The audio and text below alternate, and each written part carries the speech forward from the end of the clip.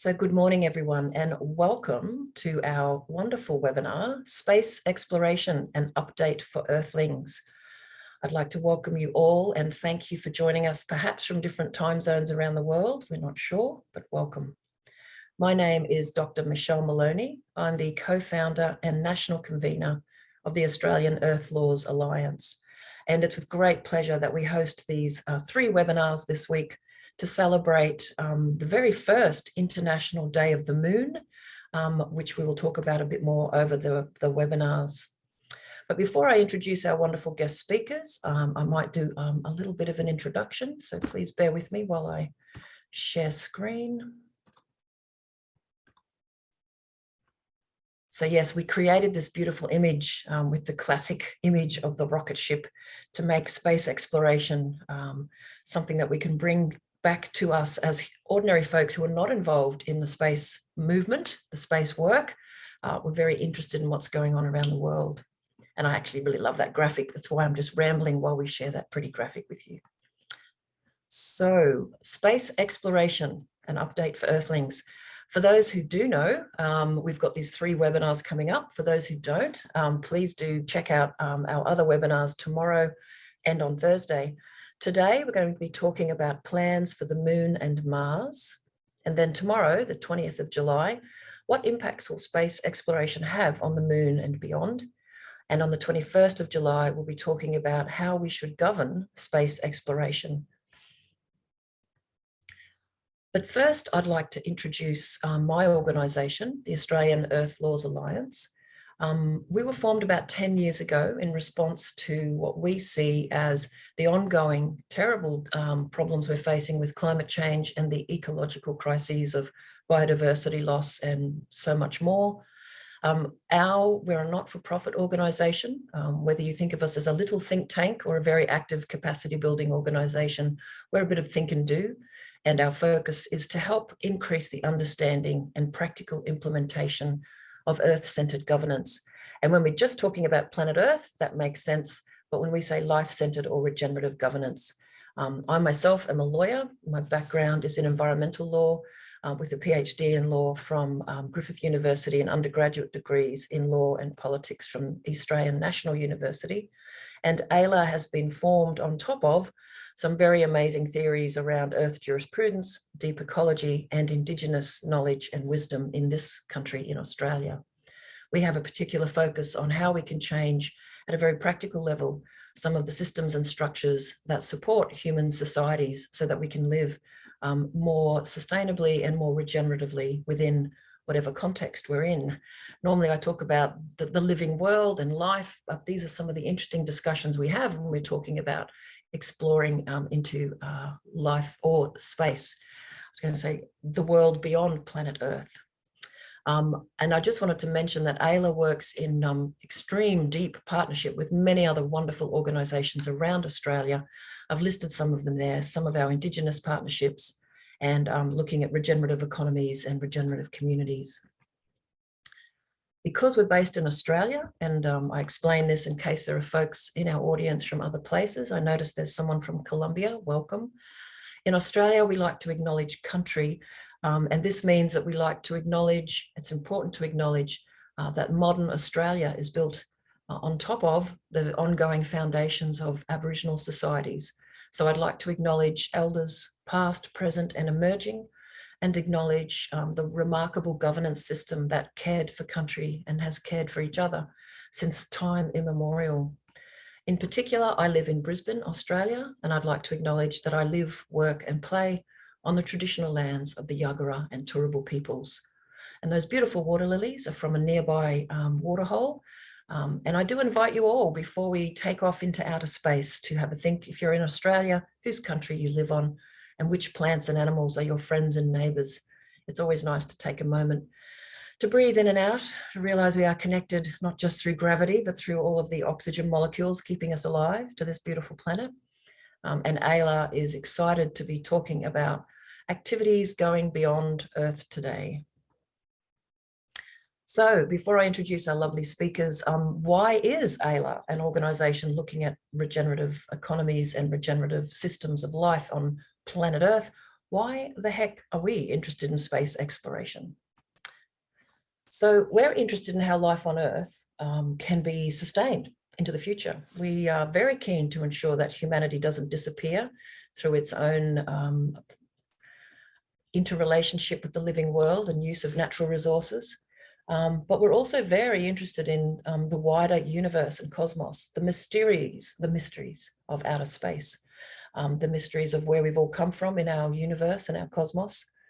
And so humanity's potential plans to go to the moon in particular, but also Mars, will have impacts on Earth and our Earthlings, and exploration of Mars and other places will have a range of ethical and other issues for humans to consider. So we're very interested in it. And me as an individual human being, I'm fascinated by all of the activities that are being planned. And we just wanted to host some discussions so that people could find out a little bit more about what's really going on. And to stimulate discussion about this, I want to acknowledge that Ayla has worked with Mari Margul from the US CDER, Center for Democratic and Environmental Rights, and also Alice Gorman and Thomas Gooch in developing a sort of provocation, a declaration for the rights of the moon to be looked after as people go to visit it more often. So if you're interested in thinking about some of these issues, do visit that website. All right, so back to our wonderful webinars. So Ayla is basically running these webinars because we're super keen to find out what people are up to and to learn about the plans for all of our cosmos at the moment.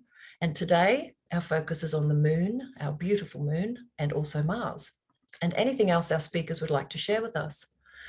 So webinar 1 today, we had originally scheduled Dr. Jim Green from NASA, Mark Ramsey from Space Machines, who's here with us today, and Kerry Doherty from the Australian Space Agency, who was also able to join us. But unfortunately, Jim Green and Susmita Mohanty from India, we'll be catching them later and recording chats with them and including it in the recordings from today's event. So apologies for disappointment. We're also very disappointed ourselves. But if we've learned anything over the last few years, life on Zoom and interconnected communities around the world, things change and we must respond.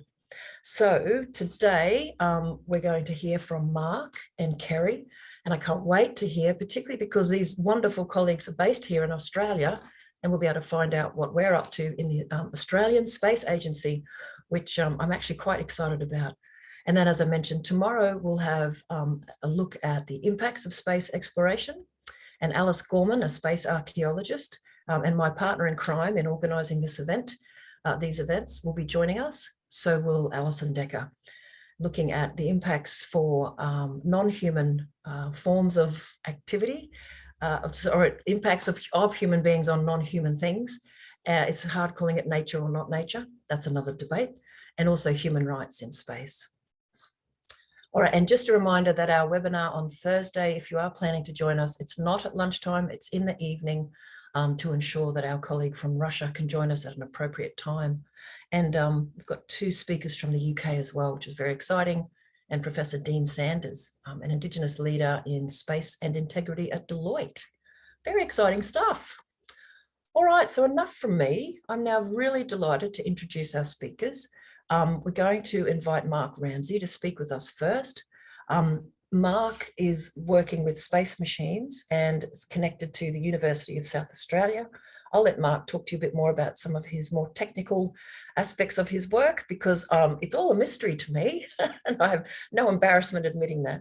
And I'll introduce Kerry after Mark speaks as well. But for now, Kerry has an Order of Australia and has been connected with space research and education for a very long time, and is currently the Senior Heritage and Outreach Officer inside the INSPIRE program at the Australian Space Agency. So I'm going to stop sharing now.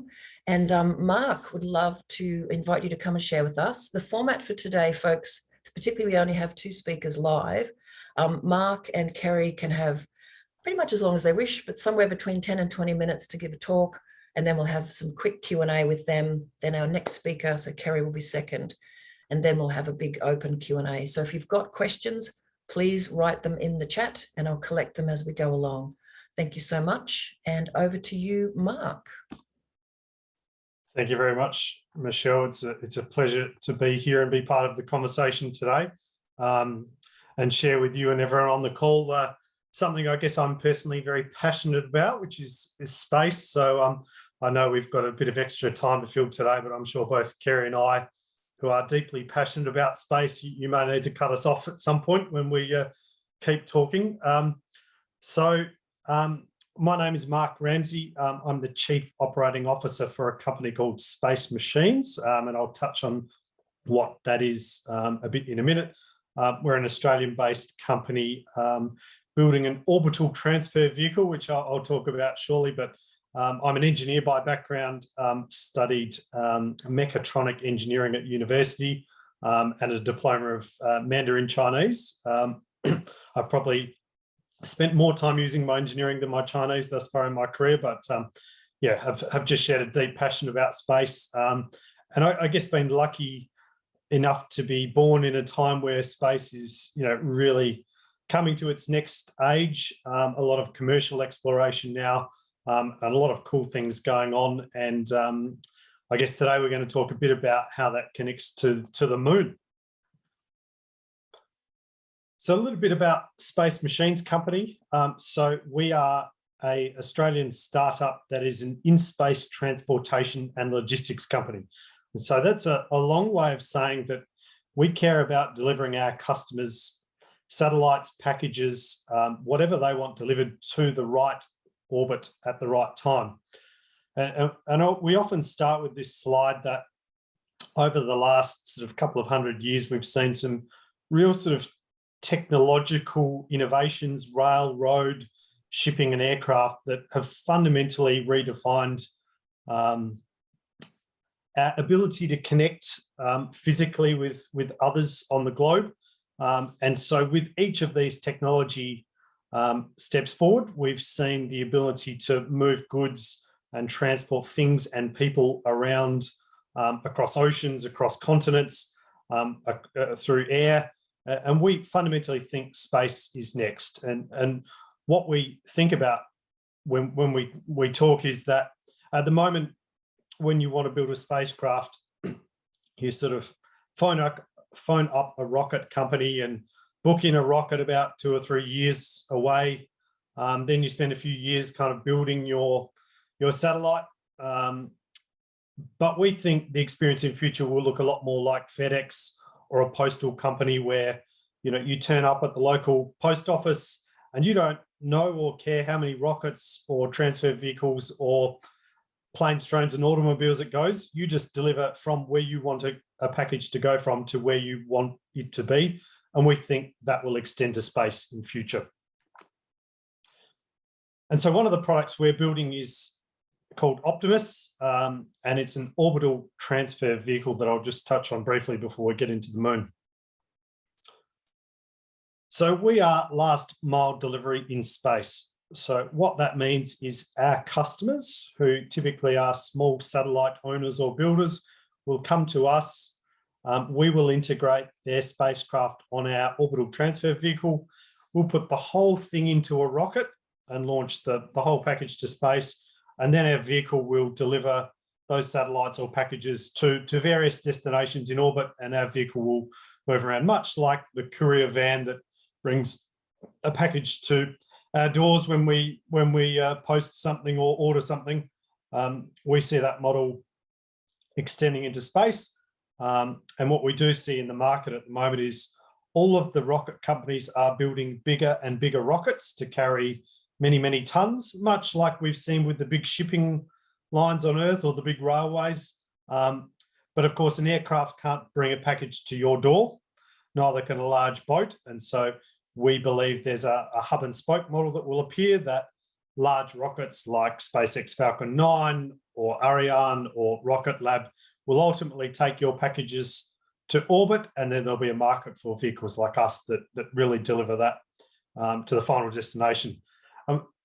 Where I connect that to the moon is, we think the hardest part of getting to the moon is getting off Earth. Fundamentally, when you look at the physics of it, it's that first couple of 100 kilometers to get you to space. That's the hard part. Once we're there, our vehicle is actually designed to take a small spacecraft from low Earth orbit which is only typically considered about 300, 400, 500 kilometres away. So if you put that into cities and towns nearby you, it's not that far away. Space typically starts at about 100 kilometres. But then from there, the actual energy you need to go to the moon is actually not much more than what you've already expended to get to space. So we view that capabilities like ours will really unlock the ability to deliver a lot of cargo, a lot of packages, potentially in future, a lot of people to the moon. So these become sort of transport links. And so I want to move on to lunar exploration. This is a slide from 2019, so ignore some of the dates because a lot of the dates in space missions typically move later rather than earlier, but it's a really good illustration of the fact that in the next decade, there is really a lot of missions planned to the moon, to lunar orbit, to lunar landers, and even lunar surface missions. And I don't think, even since the Apollo era, we've never had this kind of manifest of missions out there. And one thing you quickly realise is on the left of the diagram, you have a significant number of government directly funded and managed missions. And on the right, you have a whole lot of commercial missions, which, the concept of a company going and landing on the moon just really hasn't existed at any point in history, I don't think. And so there's a few trends I'll talk about as I go. But we're seeing the dawn of the commercial age of space. There's a lot of private capital coming in. And when we connect that with ethics and legal topics, we're now moving from the domain of, should governments go, how do governments cooperate between nations, to, how does the private sector work? How do we manage the fact that no one nation owns the moon, and there's, the legal jurisdiction is kind of one of those frontiers of the legal landscape here. But, there's one moon for planet Earth at the moment. And so we've kind of got to work out how we cooperate together, and it would be a shame to see it done through conflict rather than cooperation. So let me start with probably the largest program that is really heading back to the moon at the moment. And this is led by the US.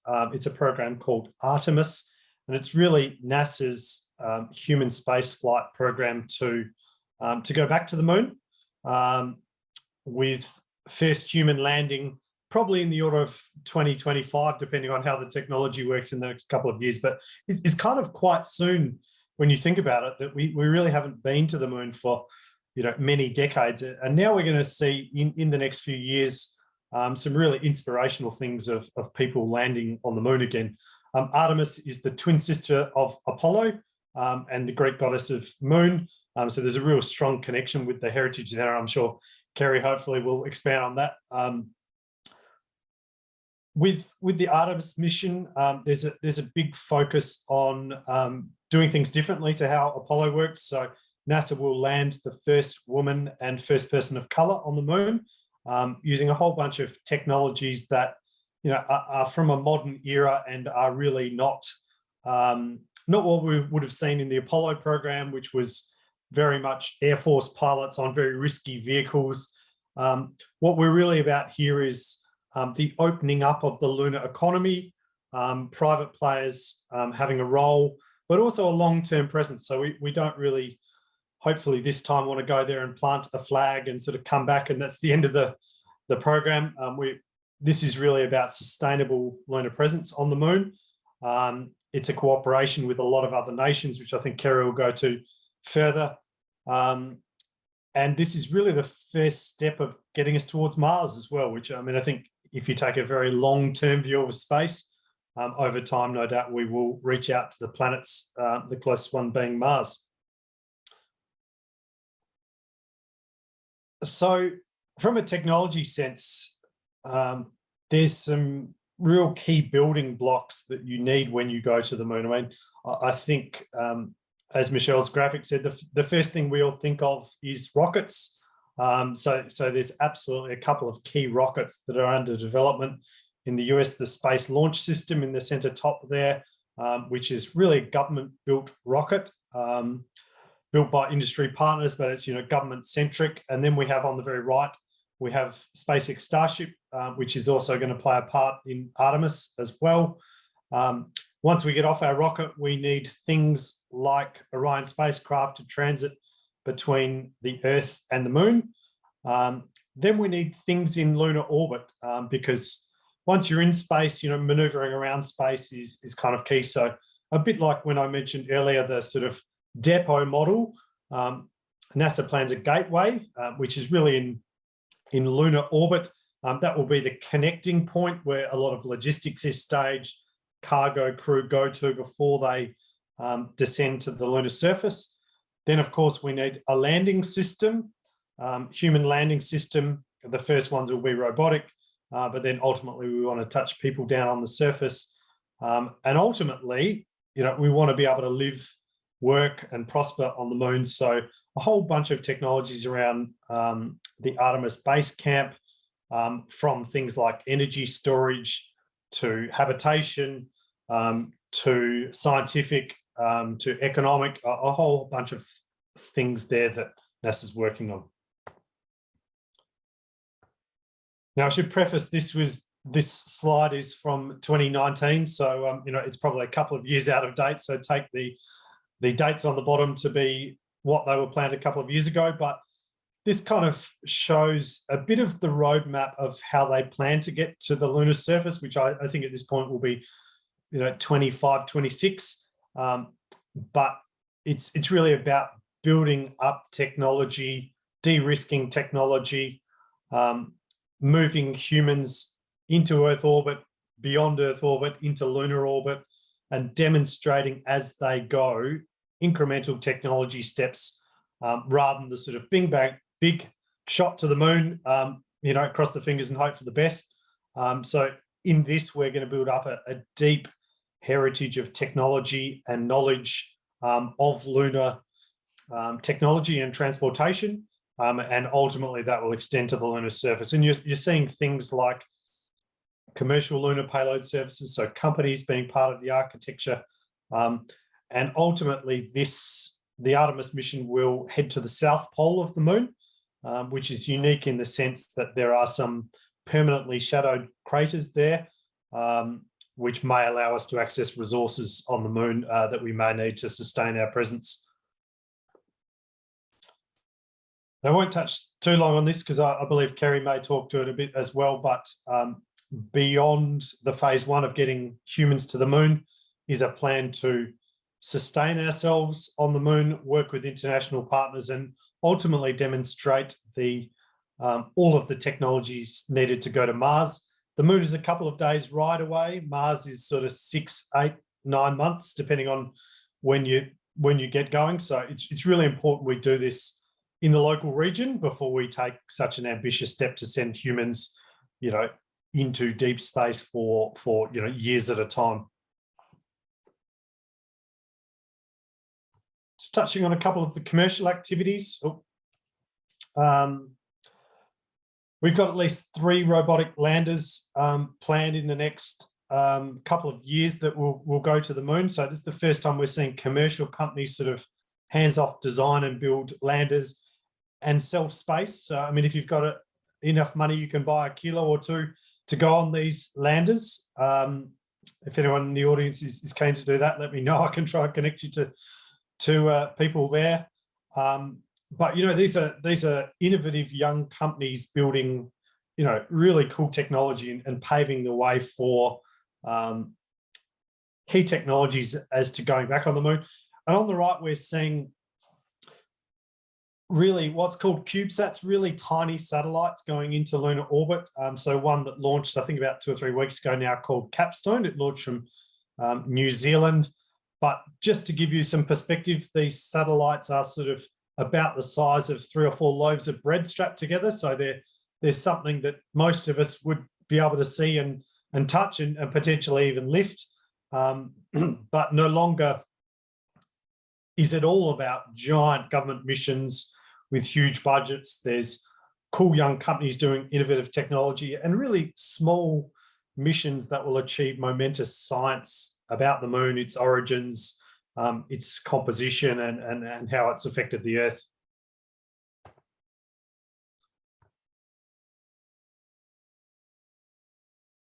I also want to talk a bit today about the fact that it's not just the US anymore. And it's a really important sort of change in the landscape. The Apollo program was really America and Russia, and there was a bit of conflict at the time. What we're seeing is the rise of a number of significant players, and in fact, a whole lot of global players, which I'll touch on in a minute. But here's four I really wanted to highlight. So China itself is really rising at the moment. It's got enormous plans and is achieving real meaningful things on the moon. It has plans in the next few years to have robotic stations on the moon and a human landing in the 2030s. So China itself is independently developing a lot of what we're seeing under Artemis. Some may call this a space race or moon race. But when we look across, we've had Russia probably in the 50s, 60s and 70s, and Kerry probably knows better about these missions than I do, was really active in lunar, but themselves have some plans to go back to the moon in the 2030s. We're also seeing India. They've successfully achieved a number of orbiters around the moon in the last few years. They've achieved an impactor in 2008, so that's a hard landing, not a soft landing. But they've got plans in the next 2 or 3 years to be putting landers and rovers down. And then, of course, we've got Europe. And I highlight these four countries primarily because they've got most of the building blocks to launch their own mission and most of the technology and industrial base to achieve it.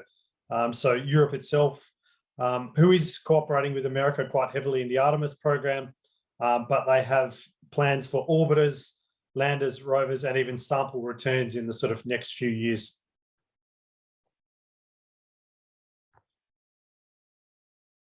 Just highlighting one particular mission because I guess as an engineer, this stuff is hard, and what they've achieved is, impressive. So they landed a rover called the U-2 rover in 2019.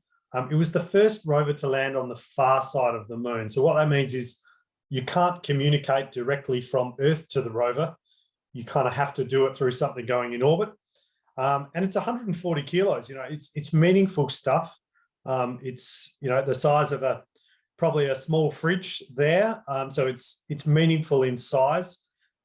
And what this mission demonstrates is almost all of the key elements for robotic lunar exploration. So the launch phase, the transfer from Earth to moon, the orbital phase, the descent, the soft landing. It's much easier to do a hard landing than a soft landing on the moon. The deployment.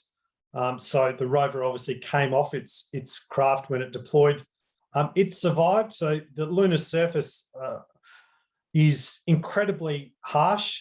During the daytime, the temperatures are, plus a couple of 100 degrees. During the nighttime, they're sort of minus a couple of 100 degrees. So it's no mean feat. And the day is 14 days long, and the night is 14 Earth days long. So, you're in a really hot oven for 14 days, and then you're in a really cold freezer for 14 days. So they've survived, they've operated, and it's still going. It was designed for 3 months, but I think it's been going for over 3 years now, and finally communicating with the Earth. So they're transmitting a lot of scientific data back, which is, it's fantastic to see, but it's a really incredible feat of what they're achieving. I also want to touch on the fact that beyond the sort of major powers in the world and the major space players, there's a whole bunch of smaller nations that are currently doing rovers, orbiters, a bunch of missions to the moon.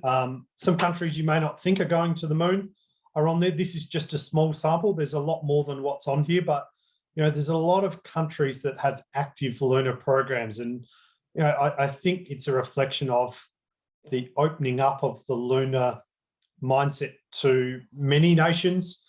It's inspiring a lot of young people to pursue careers in technology and engineering and mathematics and science. And it's also, I guess, to many countries, an element of national pride to be able to sort of start to play in a landscape where they can achieve hugely incredible things. And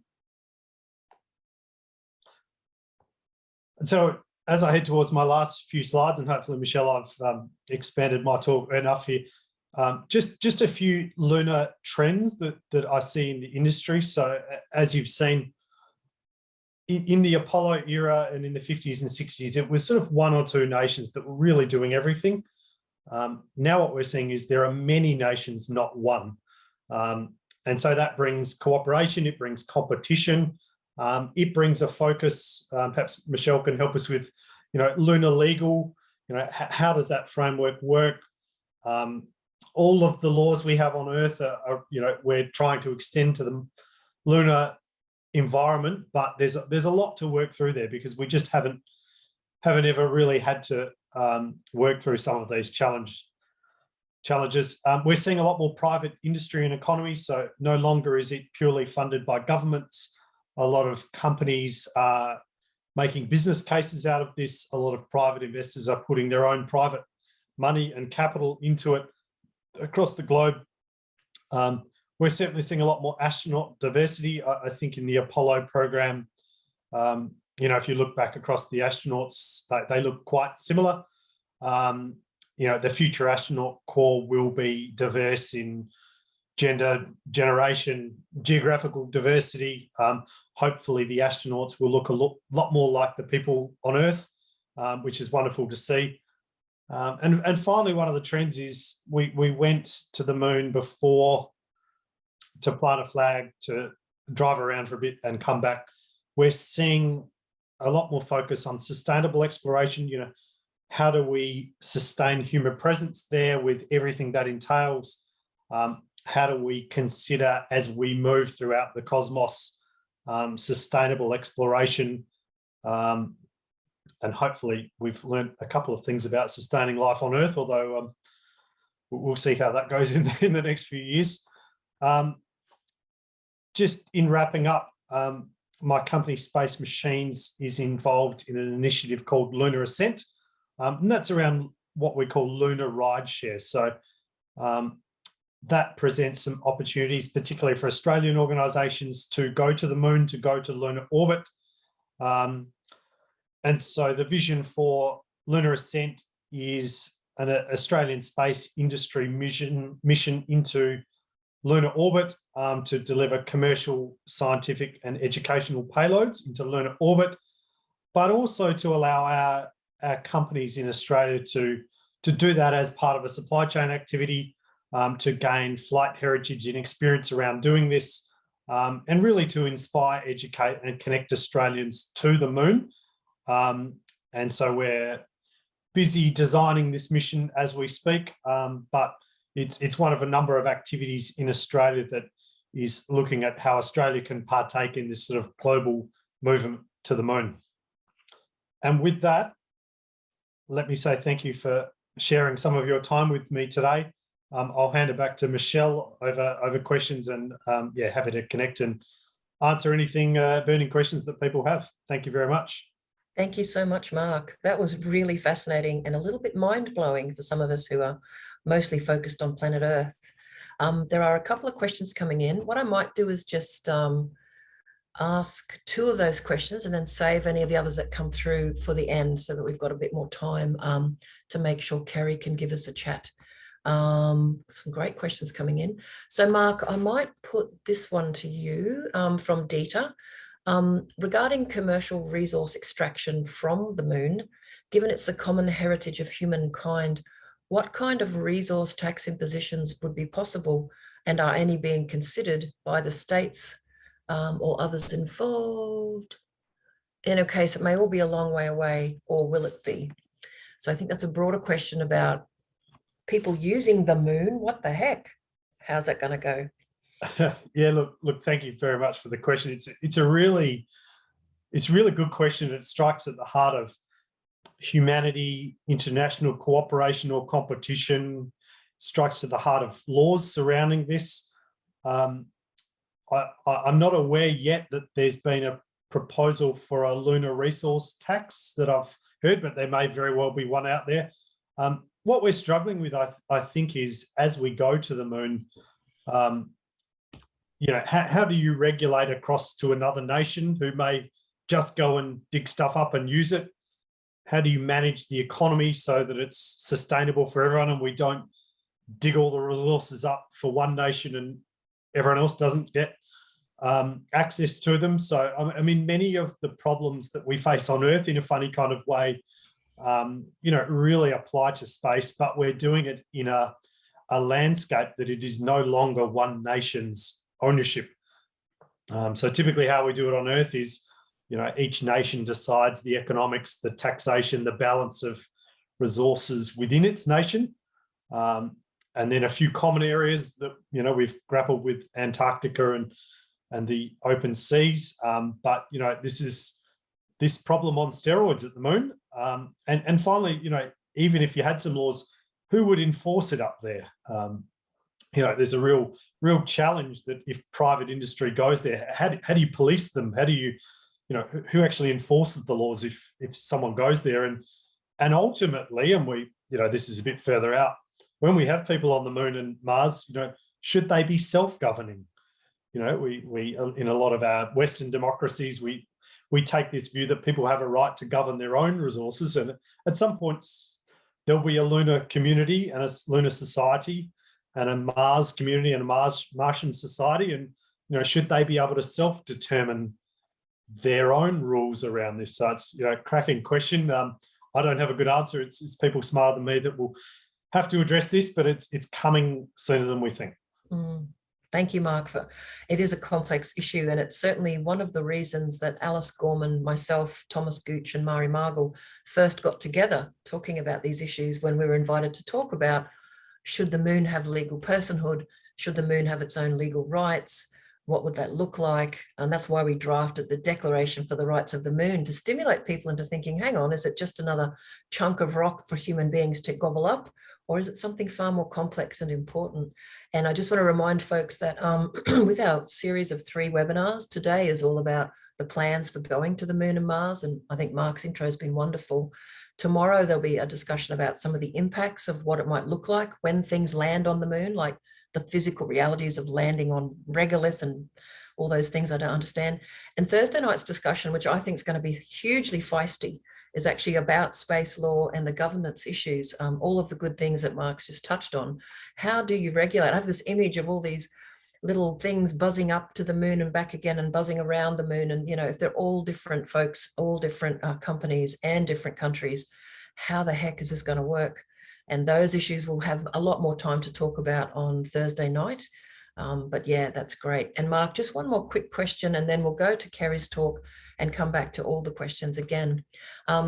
Scotty has said, this seems like a very energy intensive industry in its development. I think he's referring to the creation of the space vessels and the going up to the moon. Our dense fossil fuels have become both taboo for climate reasons and increasingly expensive. How can we justify using all this increasingly scarce energy to get to the moon and Mars? Might be a tricky one, but Mark, do you have thoughts on, do people talk about this? It's a good question. I mean, the space industry at the moment is a very small portion of global energy concerns, only because of the frequency at which it operates. We've moved from a handful of launches a year to, maybe sort of one a week. And when you compare that with things like air travel, where there's, I don't know how many tens of thousands per day, we're still not at a quantum that meaningfully changes much. Now, that doesn't excuse the sector of its absolute obligations to be sustainable and use energy efficient. Oddly enough, space is an interesting sector because a lot of technologies that you have to develop to go to the moon have to be so sustainable it's not funny. If you're taking a kilogram of water to the moon, you have to be immensely precious of that water and recycle it over and over. In terms of energy, you don't take up barrels of oil. You generate as much electricity as you can at the surface of the moon or in space. And so when we look at the technologies, it has to be ultimately sustainable to do this. If not, it's fundamentally not viable as an exercise. So a lot of money in the space sector goes to how do we recycle water better? How do we create atmospheres which people live in and create a absolute microcosm of Earth, a sustainable environment with plants? How do we keep plants alive? How do we generate our own energy there? And so ultimately, Luna looks potentially like a future Earth in the sense that we actually have to take pure care of those precious human lives and whatever lives we take with us, because it is such a harsh environment. But then, and Kerry probably may talk to this a bit better, astronauts always say that once they get up into space, they look back at the fragility of Earth with, one space rock floating through, and they realize that, their little spaceship is, the same as Earth in the sense that it's one giant rock floating through space. And so, let's ensure that we do everything as sustainable as we can. Thank you, Mark. And I know that folks are asking some very important questions, and we will get to the guts of them throughout the next few discussions as well. And the governance issues, as a lawyer type, not a space lawyer, I know nothing about that realm, but I'm very interested in how we make those decisions. So please keep your questions coming. There is one question there, which I think we might put to the beginning of when we have Kerry and Mark talk together, which is, what about plans for beyond Mars? So we do see the question and we will come back to that. But for now, I just want to thank Mark so much. Fantastic to have you join us. And your talk did go longer than our original plan because we needed you to expand into space. And I'm really thrilled to advise that you did that very, very effectively. So thank you, Mark. And now, Mark, if you could just stay with us, what I'll do is I'll unpin you and release you back into the limbo of the joys of Zoom land. And I'm going to ask Kerry if I'll pin her so she can come forward. Kerry Doherty, so lovely that you could join us. I know that it's been a very busy time for us. Can you perhaps, I've already introduced you in your role within the Australian Space Agency. You're very welcome to start your presentation whenever you wish. And in particular, please do tell us about the Australian Space Agency and what it gets up to. That would be great. Thank you for inviting me to speak today on behalf of the Australian Space Agency and talk a little bit about what our plans are for exploring the moon through our Trailblazer program. Just a little bit of background about myself. Currently, I'm the Senior Heritage and Outreach Officer with the agency's Inspire program, which is our national outreach program to particularly encourage young people to get interested in science, technology, education and maths, the so-called STEM areas, and seek future STEM careers, not only in the space sector, but also in the other areas of science and technology that our world relies on so much now and which we'll rely on a lot more in the future. My long-term background, I was 30 odd years as curator of space technology at the Powerhouse Museum in Sydney. So I have a very extensive background in space education, curation, exhibition development, and so forth. I'm also an author. I've written various books about space history, including what my colleagues like to refer to as, the book on Australia in space, and it's called Australia in Space. So if you're interested, that's available through the publisher ATF Press, and I hope you might find that as an interesting insight into the very broad spectrum of involvement Australia has had in the past in space. Now, I'd like to give my own acknowledgement of country to follow on from the one that Michelle gave earlier. And I'd like to say I was born on the land of the Eora people. I lived 30 years on the land of the Guringai people. I now live on the land of the Kaurna people. We are meeting in one sense today on the land of the Yugara people. And so I'd like to pay my respects to elders, past, present and emerging, and extend that respect to any Aboriginal and Torres Strait Islander people here today. The purpose of the Australian Space Agency is to transform and grow a globally respected Australian space industry. So we're a little bit different from the usual space agencies around the world, in that we're not focused on a broader remit of space activities and space exploration, but we are specifically focused on encouraging the growth of an Australian space industry, because we believe that that kind of industry will actually help grow the broader Australian economy and bring a lot of benefits to life back here in Australia.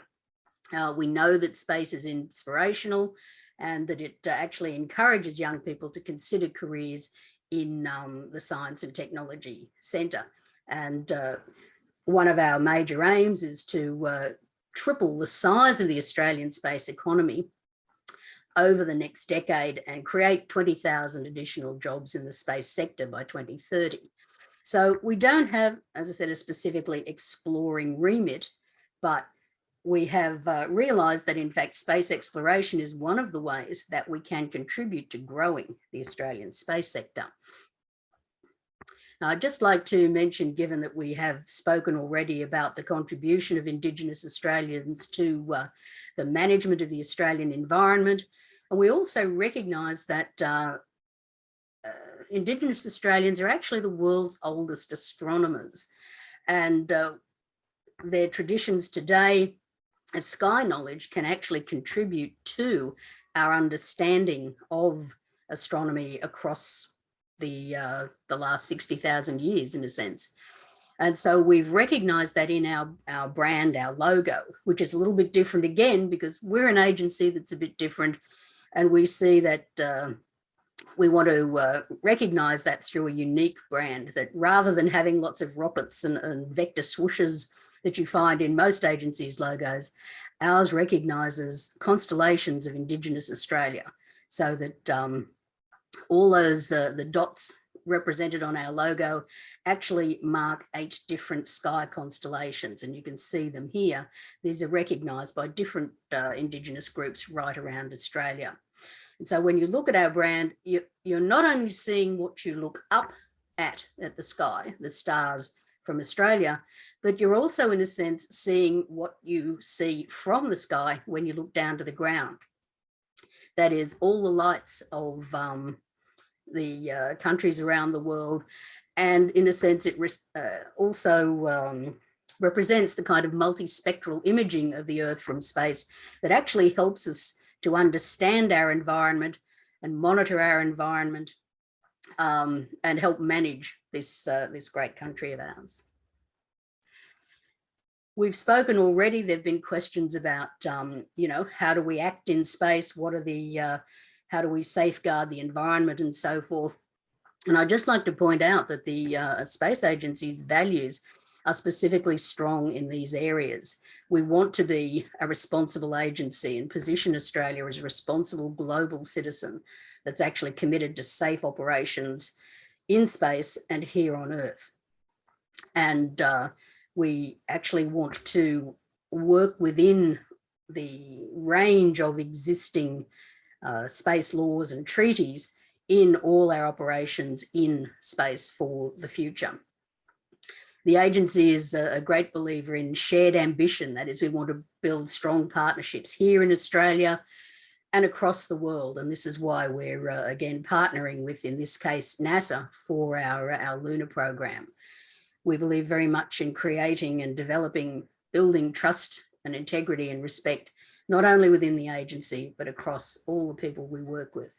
I'm sure Mark will be pleased to know that we actually recognise and embrace entrepreneurial spirit.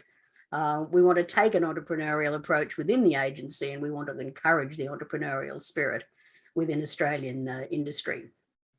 We very much value inclusivity within the agency and within space activities.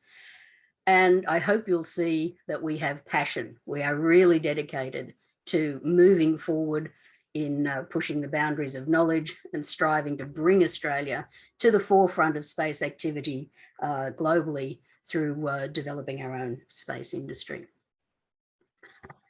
Now, the agency's activities in developing future Australian space sector activities are very much focused around our so-called civil space priority areas.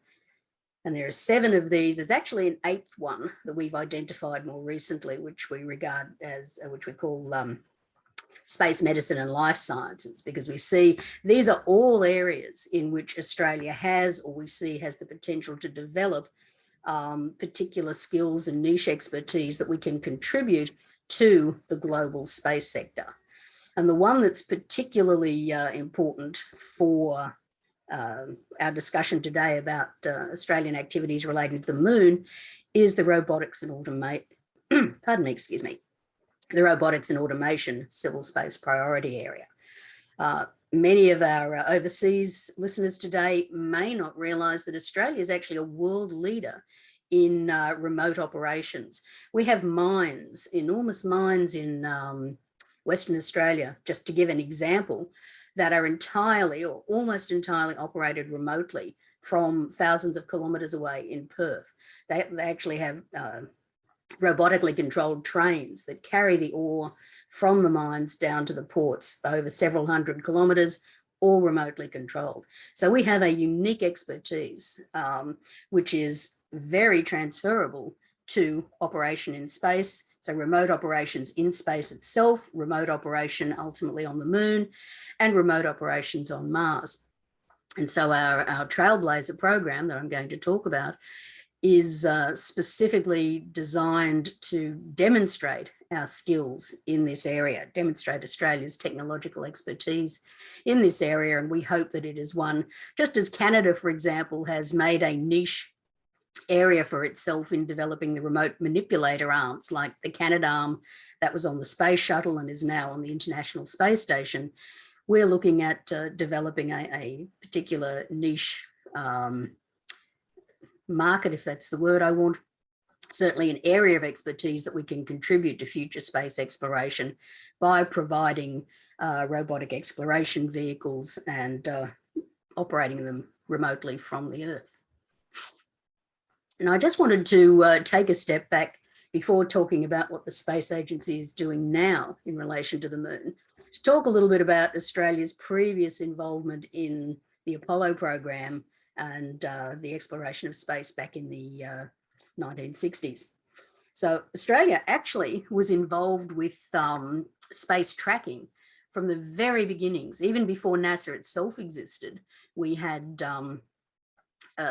American tracking stations here in Australia, specifically for the very first satellite programs that the United States was going to develop back in 1957. Now, after NASA was created, these tracking stations were transferred to NASA, and Australia has literally continued to work with NASA ever since that time in providing support to tracking facilities that have not only supported the human spaceflight programs and the satellite scientific programs around the Earth, but also the Apollo program's exploration of the moon, and even beyond to the exploration of the planets through the Deep Space Network. And in fact, by 1969, when the Apollo missions were occurring, 69 to 72, Australia was actually home to the largest number of NASA tracking stations outside the US. So we were actually supporting all of NASA's activities at that time through 3 different space networks. Now, our involvement with Apollo was quite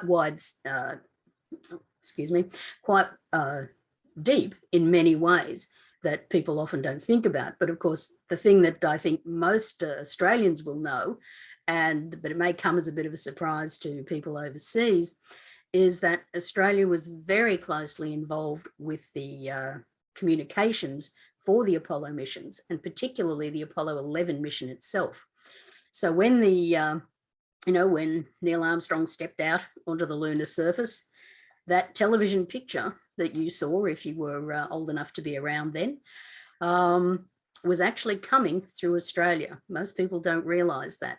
There were 2 stations here in Australia, the Honeysuckle Creek tracking station, just outside Canberra, the national capital, and also the Parkes Radio Telescope located in the rural town of Parkes in New South Wales. And these two facilities were receiving the television images from the moon, and they are actually the best images that were available at the time. So they were the ones that were relayed back to the United States and then around the world to enable us to see the Apollo 11 landings, see Armstrong and Aldrin working on the lunar surface. Now, the Parkes itself was actually a radio telescope and was on loan from the Commonwealth Scientific and Industrial Research Organisation to support the mission. But Honeysuckle Creek and the Tidbinbilla tracking station, which you see here in its most modern development, these supported all of the Apollo missions. And in fact, although Honeysuckle Creek was closed down after the Apollo program, the Tidbinbilla station continues in operation today as the Canberra Deep Space Communication Complex. And it's not only supporting, what's the word I want here? Deep space missions right out to the planets, to the edge of the solar system. It's also going to be supporting the new commercial space missions that are going to the moon. So, for example, Mark, when your spacecraft are perhaps heading to the moon in the future, maybe Tidbinbilla will be supporting some of their activities. Parkes, I might note, actually is also supporting some of NASA's commercial lunar payload activities over the coming years.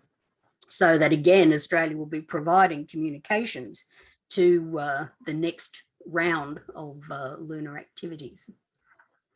Again, something people may not be aware of is that Australian researchers were involved in different phases of the Apollo program.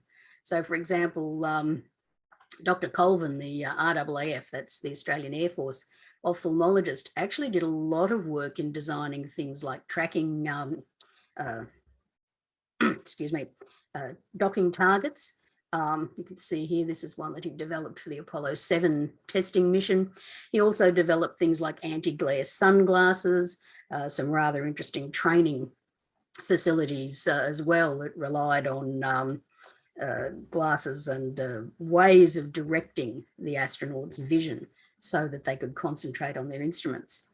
We had Professor Ross Taylor, who established the Lunar Receiving Lab, which actually collected all those samples that Apollo brought back from the moon. And he was involved not only in managing that lab, but also in the analysis of the very first lunar samples. Another Australian physicist, Dr. Brian O'Brien, actually had 5 experiments on the moon over the course of the Apollo program.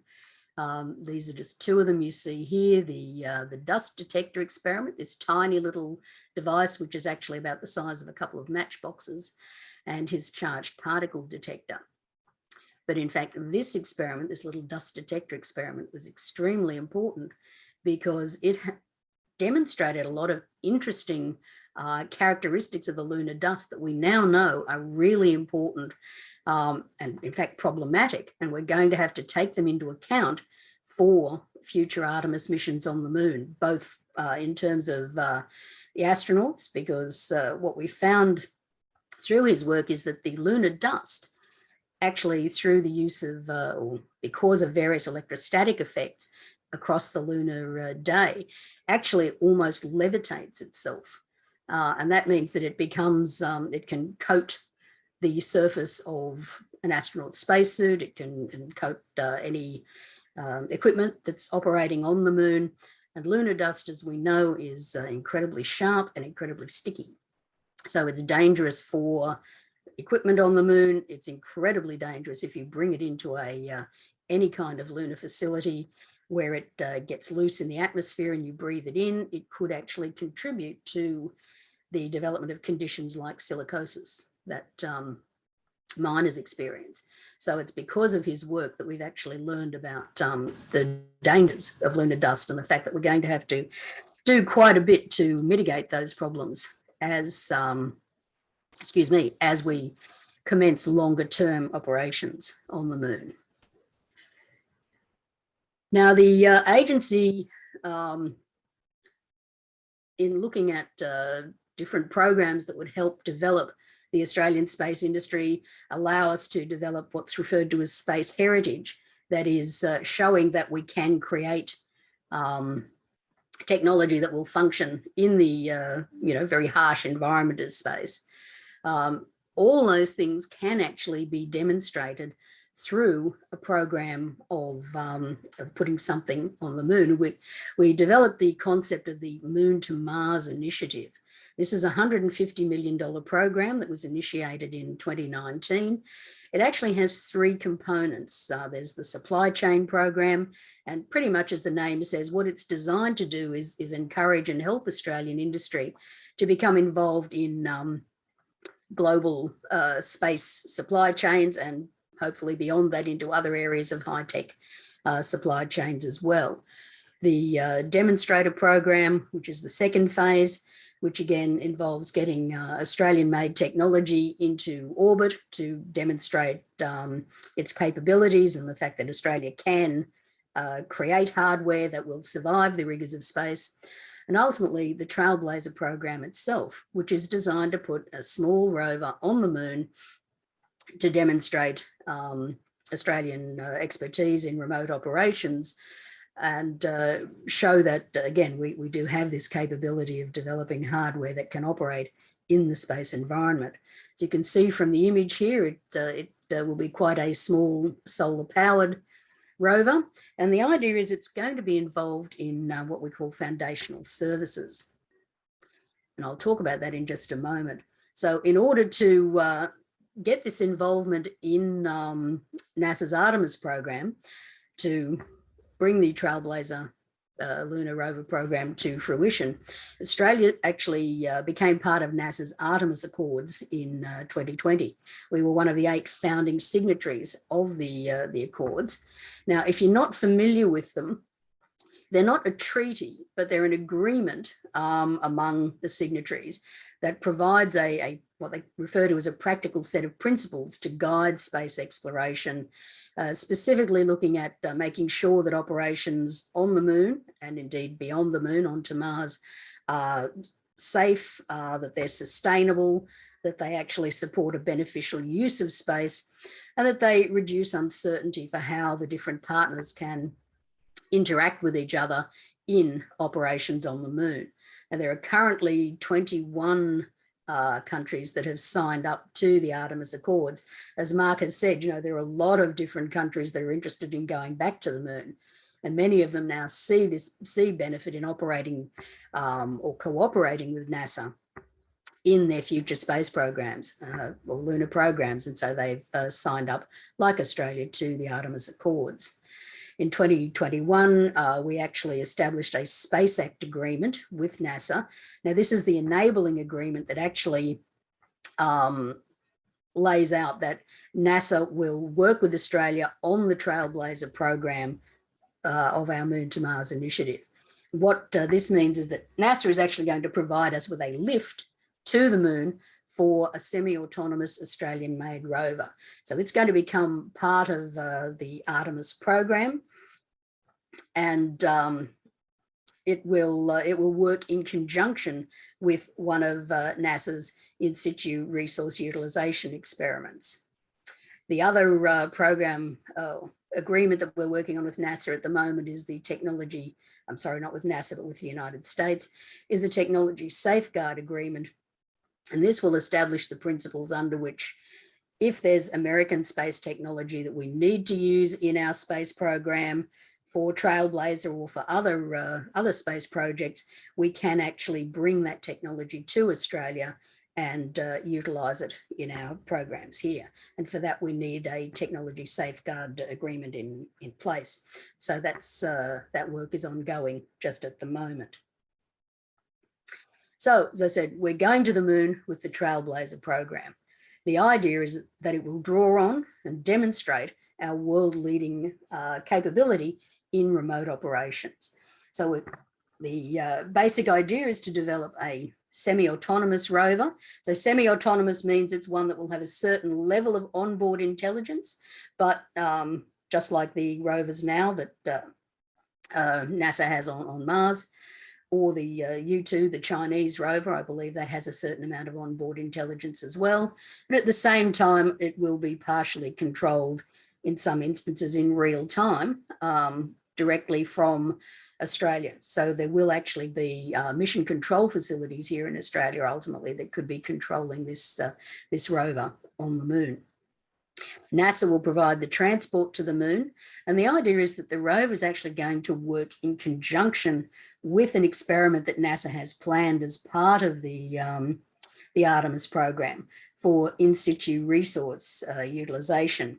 Now, what that means is that NASA will be looking at developing technologies that will enable it to use the lunar regolith, and regolith is a fancy word for lunar soil. So it will enable that lunar soil to be broken down into chemical components such as oxygen, potentially also lunar ices, and we know there are ices in the regolith or below the regolith, and also in shadowed craters in the around the lunar South Pole where the Artemis human missions are intended to land, so that we'll actually be able to break down those ices into oxygen and hydrogen. Oxygen obviously is useful for breathing, but oxygen and hydrogen are also important for creating rocket fuel.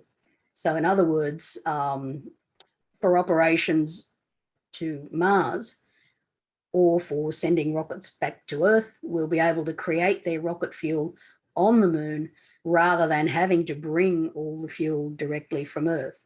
And of course that means that there are less resources from the Earth that are being used in order to carry out a whole range of space operations. Now, we call this kind of activity looking at foundation services. And we want to use this little rover to show that Australia can be a future provider of foundation services for Moon and Mars operations. So these are things like sending a little rover out to monitor and inspect remote facilities on the Moon or Mars. So, for example, you might have a number of scientific instruments that are placed in different areas around the Moon, away from whatever base NASA or other space agencies establish, and you could send out little rovers to check those instruments if you need to. Other aspects of excuse me, I don't know why that happened there. What are you seeing at the moment? We can still see the slide that says Australia's going to the moon. Okay, just sorry, suddenly something flashed up here on my screen. It's okay. But good, you can still see it. Yes. Okay, so other things that we might be able to become involved with through these foundation services of remote operations include things like planning and logistics, remote maintenance, construction, transport, all these kinds of very basic things that you don't tend to think about here on Earth. They're part of the infrastructure of how our society runs. They're part of the infrastructure of how things like mines run. And please understand, I'm using mines here because they're a good Australian example. We're not suggesting that Australia is going to mine the moon. Not that's certainly not something which is part of the Trailblazer program or any future project that Australia currently has in mind. So as I mentioned, this particular program, Trailblazer, will be part of this phase 2 of Artemis, that is building the capabilities for sustainable presence on the moon and for ultimately leading on to Mars missions. And NASA will be doing a number of experiments and research programs on the moon, looking at how they can develop long-term presence on the moon, and how that can then be applied to the development of a long-term presence on Mars. So our little Trailblazer rover, and I should point out, this is going to be something that's about the size of a couple of bread boxes. We're not even talking about something the size of the U2 rover. Trailblazer will be about 20 kilos. So it's going to be a very small rover. If you're interested in perhaps a comparison, if you don't know it, when you finish here today, you might want to go and look up NASA's Pathfinder rover, which was its very first roving mission on Mars. And Trailblazer will actually fall into that category. It will actually even be a little bit smaller than the Pathfinder rover. But as I said, it will be a demonstrator. It'll be able to travel around the surface from the base, the little base that, in fact, I'll just go back for a second. So NASA will land it. You can actually just see it. This is a graphic of how it might be carried to the lunar surface on a NASA lander. It'll pop out, travel across the moon's surface, and be able to use a manipulator arm to scoop up samples of the lunar regolith and bring it back to the equipment that NASA will be landing at the same time for the in situ resource utilization experiments. So that's how Trailblazer fits into the overall program. Timing is, as Mark said, this is a slide that goes back to 2019. Timing is very much variable based on the success of ultimately of the Artemis program itself. We're currently expecting around 2026, maybe 2027. In fact, I think more likely 2027 for the time that Trailblazer will land on the moon, but it's very much dependent on what happens with the timing overall of the Artemis program. Now, something we are doing in conjunction with Trailblazer, which is, again, a little bit different, we hope will provide inspiration for young people, is our G'day Moon campaign. Now, you're probably thinking, yes, that's a bit cheesy, but we've very deliberately chosen to use the term G'day, which is intrinsically Australian. We want to use the image of the thong or the flip-flop for those of you overseas who don't recognise the Australian word for it, which again is the footprint of the thong on the beach is incredibly Australian. It's an image that's been used a lot in advertising and popular culture in Australia.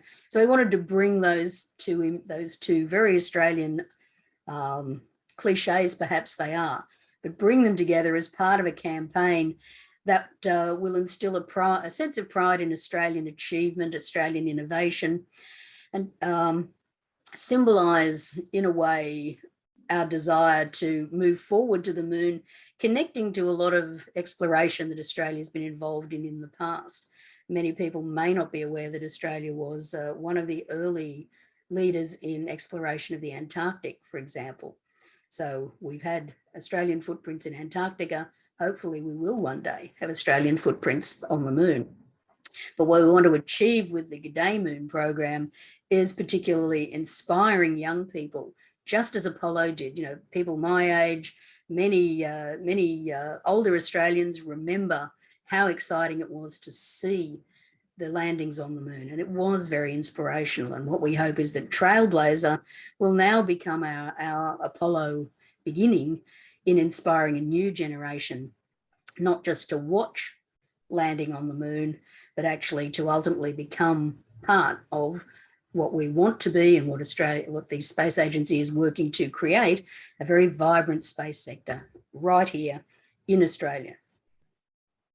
And I'd just like to sort of finish by saying the Trailblazer program is going to be the agency's and Australia's boldest adventure yet.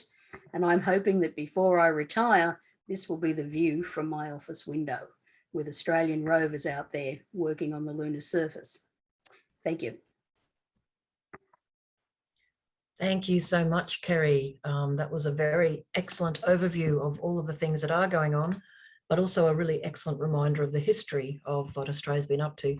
And if anyone watching this webinar today hasn't watched the movie called The Dish, I recommend it. It's a sweet little film, but it also really accurately, apparently, shows. I have to actually tell you, it's not that accurate. It's not accurate. That's but fine. it's historically interesting, generally right.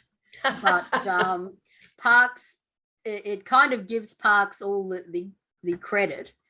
and doesn't really indicate the role of the Honeysuckle Creek tracking station. Well, there you have it. No. And you know, as soon as I said the word accurate, I didn't mean to use that word. I meant to say entertaining, because I'm pretty Yeah, and sure it is the kind entertaining. of I mean, I love it. I think it's the most fantastic film. I really love it. it's a cute little film. But it just remember, it's only a movie. Yes, yes. But look, thank you so much, Kerry. We've actually got quite a lot of terrific questions. So we were concerned at first when it was just the 2 speakers and not 4 that we might run short of time. But we're actually exactly where we would have been with 4 speakers and then opening up to Q&A. So we've done very well. I'm very proud of us Aussies. We can have a good old yarn.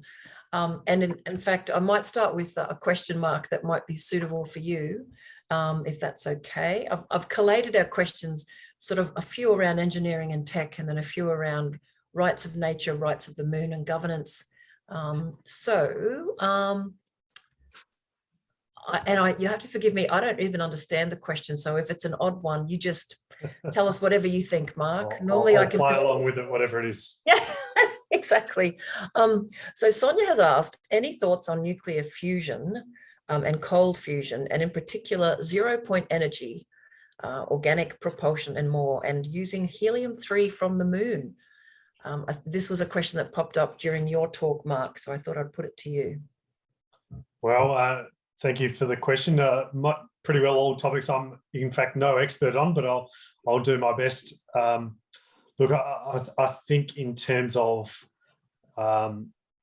exploring space, there is an immense range of technologies that are at various stages of being developed. Anything from nuclear to solar to thermal radioactivity kind of generators, and all of them are developing in a way that will sustain human exploration as we go. As we talked about before, sustainability is really important, because every kilogram you have to take to the moon of things you can't sustain is kind of either dead mass or very expensive. Things like nuclear open up deep, significant energy generation with small packages, but they come with immense risk and hazards. And so they're not things being done lightly.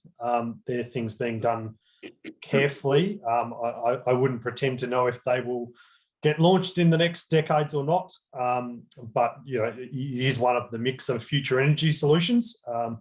Much like here on Earth, you know, we have resources that we use to sustain our life, and we have to pick between a bunch of technologies that aren't perfect and need to be right for us and our resources and our energy needs and mix over time. So I have no doubt that somewhere there's a really smart scientist exploring some of these technologies, but I must say I don't know when they will appear. It's fundamentally driven by solar technology in space at the moment. It is pretty well the vast bulk of everything, because there's a lot of sun up in space. That's one thing we can all agree upon. That was actually going to be one of my questions later on, but thank you, Mark. There's quite a few more questions here, although there's a nice discussion going on, and I really want to welcome Alice Gorman. Alice is my co-conspirator in organising these discussions this week. Alice Gorman is a space archaeologist and works across many different research projects and is based in Adelaide. I think she's currently in an airport somewhere. So hello, Alice. I see you're off mute. Did you want to say hello? Just a quick hello to everyone, and apologies for joining so late. I'm currently on my way back from Lisbon, having been teaching at the International Space University all week under Kerry's direction as chair of the Department of Humanities. And yes, I'm in the Sydney Airport Qantas Lounge, but really enjoying this discussion. And just wanted to quickly say as well, I think Michelle talked a little bit about the Declaration of the Rights of the Moon at the beginning of the webinar. And I'd like to encourage people to go and read that if they haven't already. We've had some very interesting discussions about how the existence of such a declaration changes the landscape of discussions around the moon. And I know there are quite a few people who think we were rather utopian in putting this declaration together. But for us, it's been something quite important to provide a balance in a scale of debate that perhaps is getting a little bit too skewed towards the commercial. And we'd, of course, love to get some more feedback and thoughts if anybody has the chance to go and do that. So I'll hop off the microphone now, but really great to be here, and some fabulous questions coming through, and wonderful to hear Mark and Kerry's thoughts. So yes, see you, everyone. Thank you so much, Alice. And Alice will be one of our key speakers tomorrow, talking about, what is the moon made of and what will happen to it when people turn up there? What are some of the things that she's been involved in? Amazing experiments trying to work out the impact on regolith of certain things. And I find it all very fascinating and all very potentially quite scary too, as to what we could disrupt and what might happen. But that's what the workshop tomorrow and Thursday night will delve a little more deeply into. Although, and while we've got Alice, she did ask a question about, and maybe Kerry, you can speak to this, about the potential connection between the Australian Space Agency and the European Space Agency. There was some discussion there about, can Australians join it? Will they as associates? Apparently, we can't be members because we're not part of the EU. Kerry, do you know anything about that? Yeah, it's an interesting history, actually, that Australia has in relation to the European Space Agency. And in fact, one of the predecessors of the European Space Agency was ELDO, the European Launch and Development Organization. And in the 1960s, Australia was actually a member of ELDO because they used the facilities out at Woomera as part of the attempt to develop an independent European satellite, satellite launcher, which is called the Europa. They actually launched 10 of those out at Woomera as part of the development program. Now, for various reasons, and I don't have time to go into it here, ultimately ELDO pulled out of Australia and moved to the French launch facility in Kourou in French Guiana, which of course is now where the Ariane rockets are launched from. So that, and this happened a couple of years before ELDO itself collapsed as an organization, but from it, the European Space Agency was ultimately created. In fact, I like to say that ELDO made all the mistakes that made it possible for the European Space Agency to be so successful. And Australia was actually offered, because we'd been an ELDO member, even though we were not a European country, Australia was actually offered the opportunity to become a member of ELDO, of the European Space Agency. And unfortunately, a succession of governments decided that it wasn't really something that they wanted to have Australia involved in.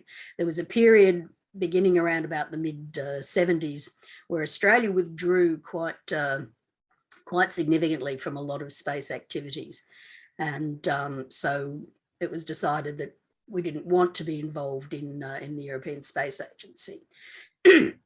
Actually, the interesting thing is we said, look, thanks, but no thanks at the moment, but we'll keep our options open. And for about 10 years, we actually did keep the options open, but then Australia finally, the government at the time, I think actually it was Hawke, but don't hold me to that, decided that no, we were not going to be interested in becoming a member of ELDO, of ESA, and so we actually rescinded the offer, sort of rescinded our right to ever be an ESA member. Now, more recently, of course, there's been a lot of interest in the idea of Australia becoming involved with the European Space Agency again. But the only way we could do it now is under the same conditions as Canada, which would be to become a so-called associate member, so that we would not have the full rights of membership that we might have had we been involved or had we stayed involved from the earlier period. Now, that doesn't mean that Australia hasn't actually been cooperating with ESA or working with ESA, because in fact we have. Since 1979, there have actually been ESA tracking facilities located in Australia, over in Western Australia, because when a rocket is launched from French Guiana, Western Australia is actually a good location to be able to determine whether or not it successfully got into orbit, or whether any, the satellites that it launched have successfully got into orbit. So from 79, there have been small ESA tracking facilities located in Western Australia. Now, some people may not know that, in fact, in when was it? I think about 2003, somewhere around there initially. Actually, no, it's a little bit later than that, closer to 2010. ESA actually established a deep space tracking station in Western Australia, just outside the little village of New Norcia. If you've never been to New Norcia, it's actually a fascinating place. It's a couple of 100 kilometres north of Perth. And just outside of there, they've established the equivalent of NASA's Tidbinbilla tracking station. And it's been operating since, thank you, somebody's flashed up 2012. I couldn't remember the exact date. It's provides tracking for all of ESA's deep space missions. So if you're not aware of it, ESA's had missions that have gone not only to the moon, but to Venus and to Mars as well. So it's provided support for those. These days, the ESA station and Tidbinbilla, the NASA station outside of Canberra, they cooperate together in tracking each other's space missions, deep space missions, and actually supporting deep space missions of many other countries as well. So, we've had an ongoing cooperation with ESA. There are and there have been discussions since the space agency was formed, and they're ongoing at the moment, about how Australia might take its relationship with ESA forward. I'm not exactly certain of where they're sitting right at the moment, but we have had an ongoing dialogue with ESA in terms of developing a closer relationship, but exactly how that's going to move forward at the moment, I'm not particularly certain. Thank you, Kerry. That was, again, it's wonderful having someone with the history of all these interactions and activities in Australia and beyond. Thank you very much. We've got, with the time left, and we'll probably aim to wrap up in about just under 10 minutes, but with the time left, there are a couple of questions I'm going to bring together about the big picture, the sort of the philosophy of what's going on with space exploration, and we'd really love any of the thoughts that Mark and Kerry might like to share. I'd like to read one comment from someone in the audience and then put a question to you. So she has written, I'm actually very disturbed by the promotion of the colonization of space as something inspiring, heroic, and largely harmless. What is the ultimate purpose of colonizing the moon, Mars, or elsewhere in space? And what assumptions underlie such aspirations? Is it assumed that space doesn't foster any life? Is it assumed that human activities on the moon, for instance, will have no effect on Earth? And that concern for what's happening in the space race, or the modern space race, is echoed a lot in some of the discussions I've been invited into to talk about rights of nature and can it be applied to the moon, etc. And linked to that, so that's kind of a statement and a question about assumptions. Someone else has said, space exploration is currently a human activity that for most people just seems to be out there. There's very little discussion about where we're heading in space exploration, and it seems to be very undemocratic at the moment. Because of the very significant possibilities and consequences to everyone, shouldn't there be a much wider discussion before we get too carried away? And I think those two questions connect to other questions about what about legal personhood for the moon? What about this for the moon? And Alice very kindly mentioned that draft declaration for the rights of the moon, which we offered as a provocation for folks to think about. So Mark, I might go to you first. I know that you're in the commercial space industry, and this is something that you do find positive, exciting, and interesting. How do those comments make you feel, and how do you respond to them in terms of that sort of bigger picture of what's going on?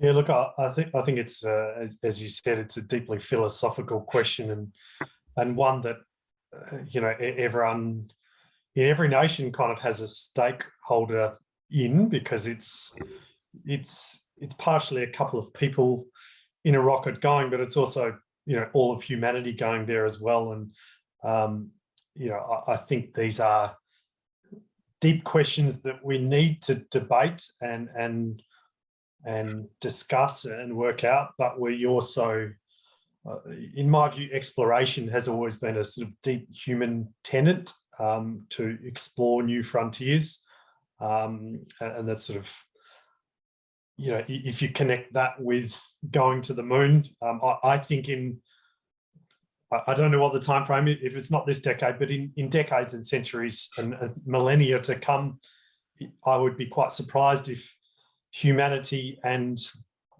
earthbound life does not find a way to move to other planets and terrain. So it's, you know, it's probably the generation alive at the moment that really has to think about some of those key important questions. But we do it in a framework that, you know, we struggle with many issues on Earth to come to agreements around how we should share resources and how we fundamentally connect together as a human society.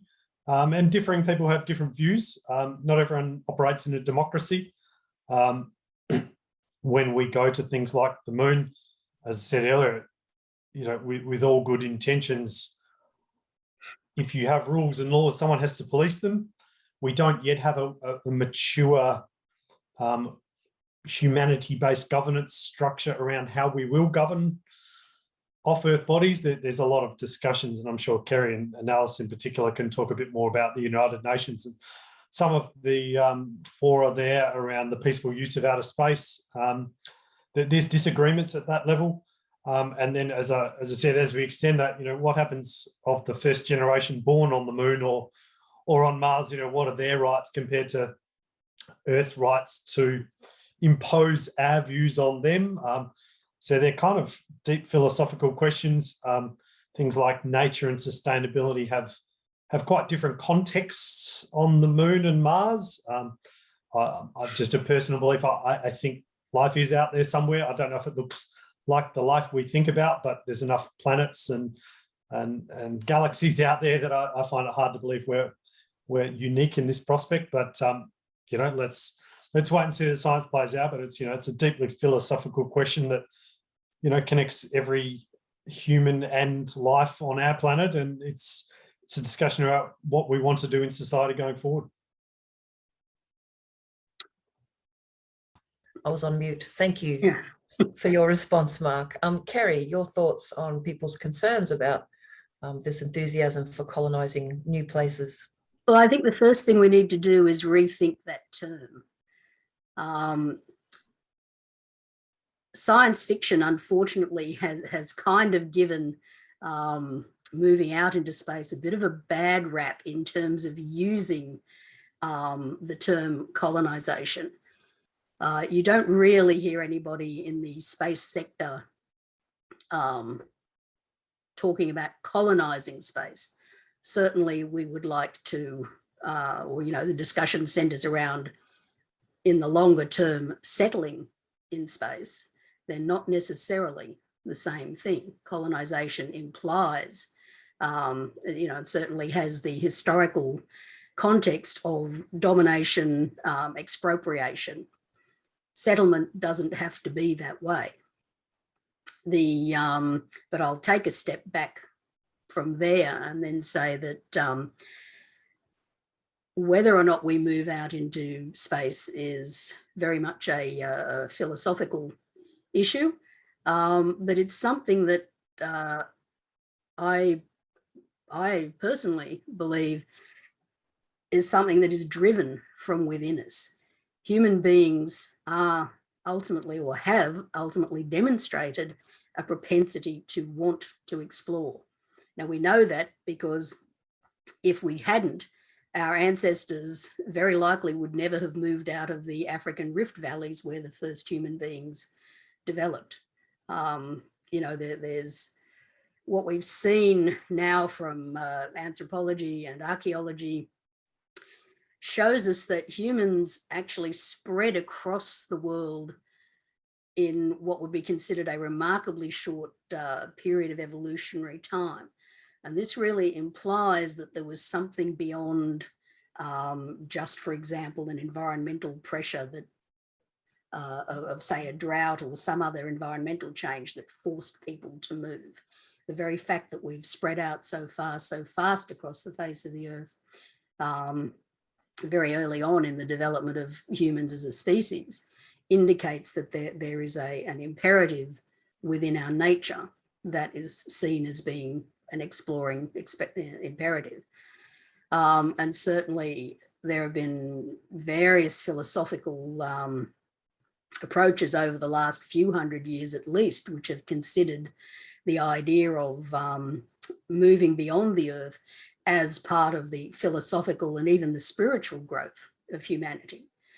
That, we have, in a sense, in some views, we have a destiny to move beyond the earth as part not only of our innate interest in exploring, but that possibly the universe itself may want us to exist and may want us to move beyond the earth. And in fact, Konstantin Tsiolkovsky, who was one of the earliest pioneers of spaceflight, a Russian school teacher, and a very interesting man in that he overcame a disability. He was partially deaf from a childhood illness, and he overcame that disability to become quite an important thinker, both philosophically and technically, in the origins of spaceflight. And he was a follower of a Russian philosophy called cosmism, which actually saw the movement of the Earth out into, the movement of people out into the solar system and beyond as an inevitable part of human social, evolutionary and spiritual development. So, there are philosophies that already exist that suggest that moving out into the solar system and beyond is something that is intrinsic for humans to do. Sorry, I was just going to say something then and it went out of my head. There is another view that, in fact, we will need to move off the earth because of the potential for humanity to be wiped out here in one possible catastrophe scenario or another. I think I just saw a question pop up there briefly. Somebody mentioned Carl Sagan.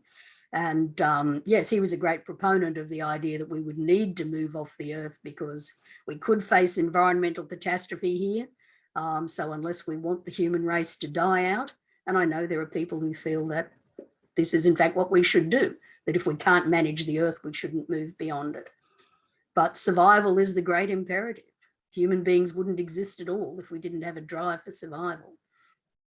So, there is this view that we should have settlements beyond the earth to ensure that humanity will survive if we face an environmental catastrophe, if, God forbid, we have a nuclear war, or the other scenario, of course, that often gets mentioned these days is if we suddenly find the Earth killer asteroid is coming, or the dinosaur killer asteroid is on its way back, or on its way to us, that and we can't find a way to deflect it, then we need to have humanity off the earth so that some part of us will survive in the event that we have one or other of these massive catastrophes.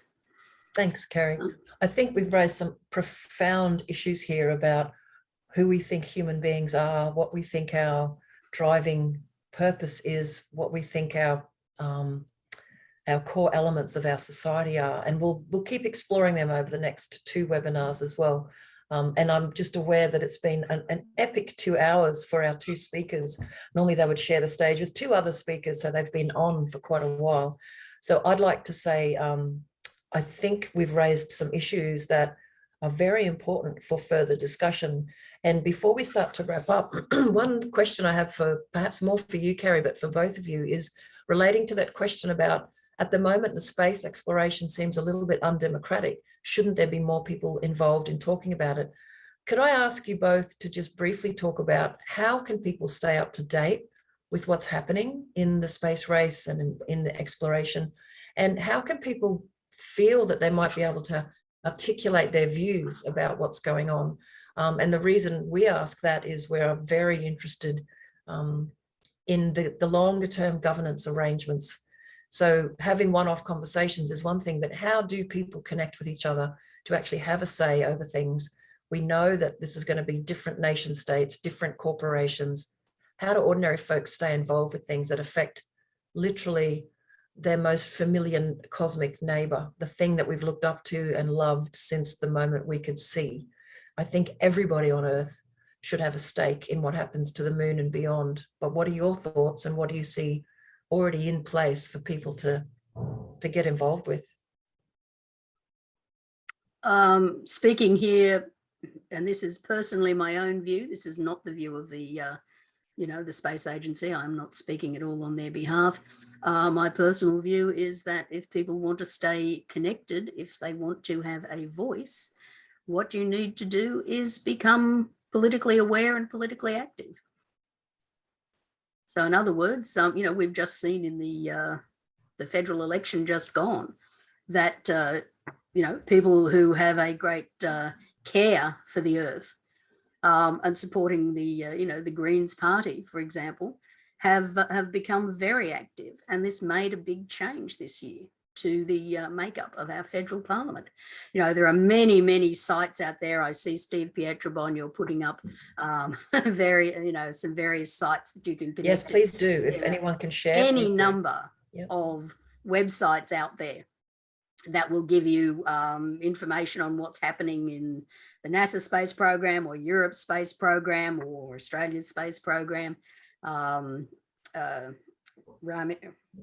I can't think of Rami's surname. He has a very good website called Australia Space, which does a good job of keeping its finger on the pulse of what's happening in the broad Australian space and astronomy sector.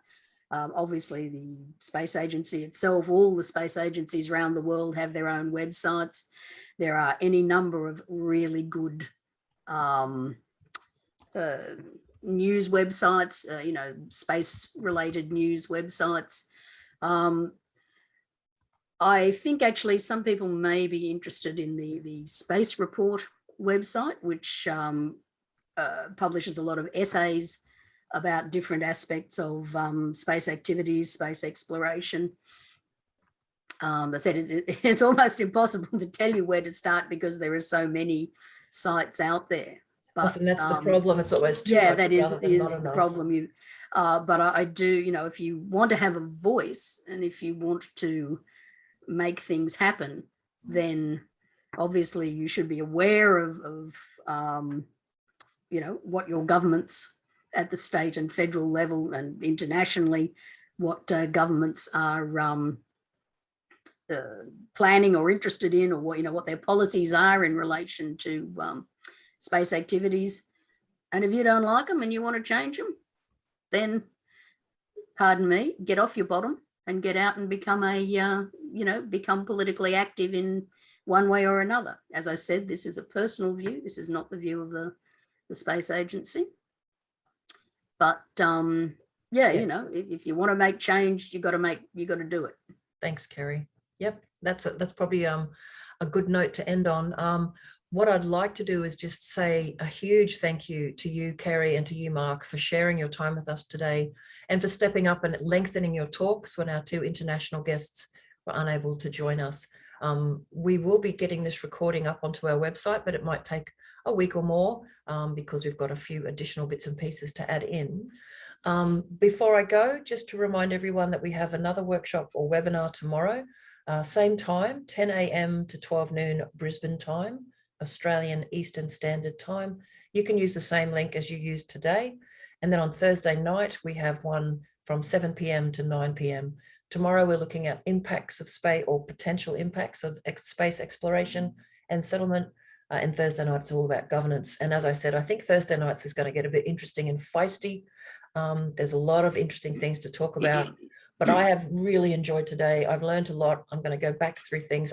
But on that note, I've really valued your time today, and thank you to everyone who's joined us today for these discussions. And Alice, you're a marvel for having finally connected despite your late flight from Japan on your way back to Adelaide. So we hope to see you tomorrow, and we will be definitely having further discussions in the coming months and years through our interests in our beautiful moon and beyond. So thank you, Kerry. Thank you, Mark. Have a great day, and we'll see you all soon. Well, thanks for inviting us to talk. Thank you all. Thank you. Michelle. Thanks.